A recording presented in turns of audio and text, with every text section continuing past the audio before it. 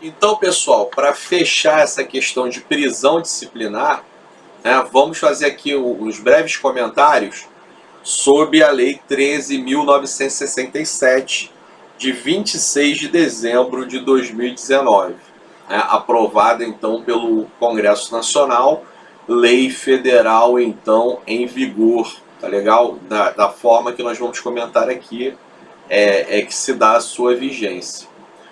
Então, essa lei traz como standard, né, como inovação dentro do ordenamento jurídico, vamos dizer assim, a extinção da pena de prisão disciplinar para policiais e bombeiros militares, coisas que já viemos comentando, né? Então, sobre aquilo que eu penso que é uma desnaturação da condição de militar, já comentamos, tá certo? O 561 permite, da Constituição Federal, permite a existência de uma prisão disciplinar, mas até de uma forma contrária à permissão, não imposição, mas permissão da própria Constituição Federal, o legislador entendeu por essa extinção. Vamos ver como é que isso se deu, na verdade, né? Então, essa lei 13.967, a epígrafe dela é o seguinte: altera o artigo 18. Então procurem no Planalto, site do Planalto ou qualquer outra fonte aí, Lei 13.967, de 26 de dezembro de 2019. Então eu quero que vocês, na prova, possam consultar Constituição Federal, Regulamento Disciplinar e essa Lei 13.967, né? Tenham então os textos, né, em mãos e podem consultar. Então, a epígrafe da lei é a seguinte: altera o artigo 18 do Decreto-Lei 667, de 2 de julho de 1969, para extinguir a pena de prisão disciplinar para os policiais, para as polícias militares e os corpos de bombeiros militares dos estados, dos territórios do Distrito Federal e da outras providências. Então, na epígrafe ela vem trazendo esse standard, mas como nós vamos ver, ela vai um pouquinho além disso, tá bom? Então tá lá, artigo 1º. Esta lei altera o decreto 667, que reorganiza as polícias militares e os corpos de bombeiros militares. Então, esse decreto-lei de 667, ele se deu no contexto do tão falado AI-5, né? O ato institucional número 5, editado no âmbito do regime militar. E aí, naquele caldo de ordenamento jurídico que foi necessário, foi entendido como necessário para o exercício daquele regime de exceção, foram então reorganizadas as polícias militares e corpos de bombeiros militares. Trouxe então normas gerais de organização para as polícias militares e corpos de bombeiros militares. E esse decreto-lei 667, ele foi recepcionado pela Constituição Federal de 1988, tá certo? Então, ele se encontra em vigor agora com essas alterações, tá? Então, ele traz lá o artigo 18 do Decreto-Lei 667, que falava então do regime disciplinar, né, das polícias militares e corpos de bombeiros militares, passa a vigorar com a seguinte redação: as polícias militares e os corpos de bombeiros militares serão regidos por Código de Ética e Disciplina, aprovado por lei estadual ou federal para o Distrito Federal, específica, que tem por finalidade definir, especificar e classificar as transgressões disciplinares, estabelecer normas relativas às sanções disciplinares, conceitos, recursos, recompensas, bem como regulamentar o processo administrativo disciplinar e o funcionamento do Conselho de Ética e Disciplina Militares, observados, dentre outros, os seguintes princípios: dignidade da pessoa humana, legalidade, presunção de inocência, devido processo legal, contraditória e ampla defesa, razoabilidade e proporcionalidade. E inciso 7, vedação de medida privativa e restritiva de liberdade. O artigo 3º, então, diz que os Estados e o Distrito Federal têm o prazo de 12 meses para regulamentar e implementar esta lei, e a lei entra em vigor na data de sua publicação. Tá certo? Então, geralmente, a lei é publicada no dia seguinte ao conste da sua epígrafe. Então, se não foi final de semana, foi publicada no DO do dia 27 de dezembro de 2019. Ok? Então, vamos assim numa análise mais detida. Vamos ver se a gente fecha num vídeo só, tá bom?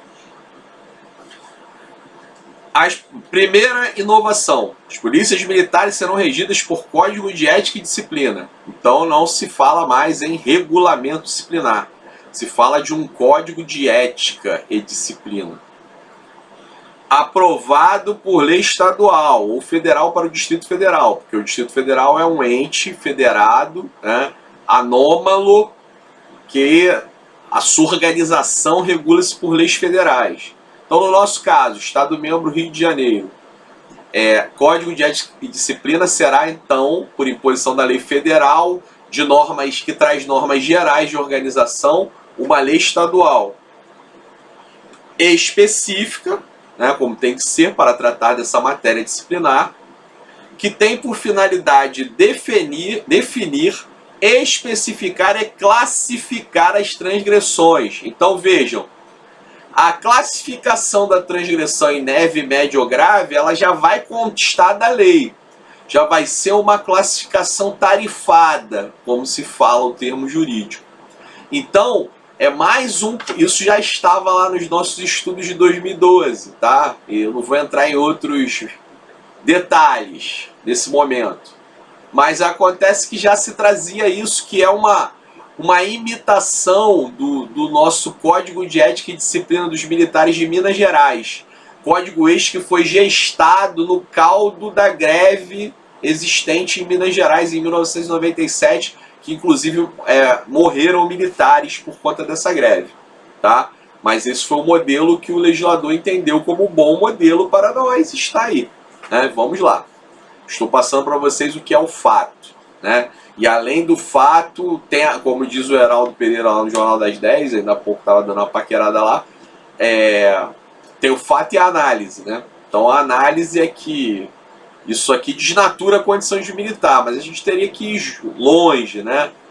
Um dia, quem sabe, a gente pode fazer uma palestra aí e debater esse assunto, tá bom? Então, quando você fala que a classificação de transgressão em leve, média e grave ela já consta na lei, você retira da autoridade competente para julgamento essa discricionariedade, esse limite de ação dentro da lei de classificar a transgressão. Então você tarifa, né? E lá no Código de Ética e Disciplina de Minas, são pontos.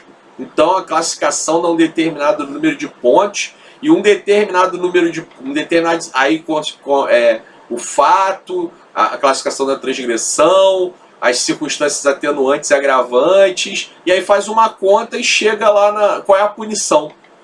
Né? Isso aí torna a aplicação da punição uma coisa plenamente vinculada, totalmente contrário ao que é o verdadeiro regime disciplinar de servidor público. Isso é um monstro que estão criando, mas está aqui, tá?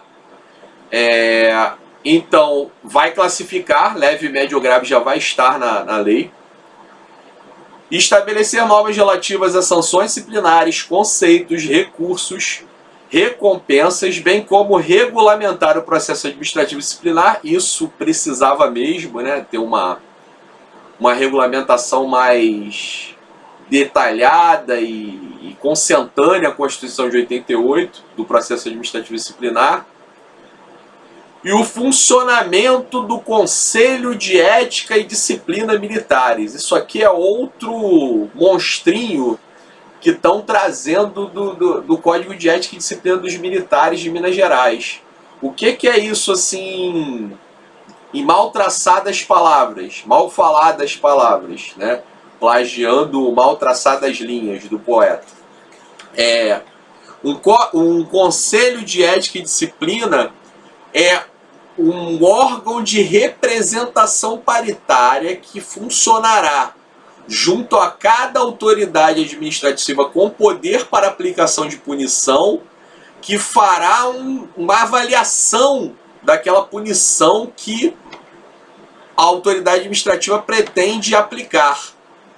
e ao final confirmará ou não essa punição. Então olha só o absurdo, vamos lá. Uma OBM, o comandante tem competência para processo e julgamento de transgressões disciplinares. Beleza? Beleza, tranquilo. Aí faz o PAD, julga, e chega ao final na conclusão de que vai ter que aplicar 7 serviços extras. Que aqui no Rio de Janeiro, a punição nesse projeto que eu estou me referindo a vocês, de 2012, foi capitaneado pelo então deputado estadual Flávio Bolsonaro, a punição mais grave eram serviços extras. Então, vamos supor, chegou lá a 7 serviços extras. Essa é a decisão do comandante.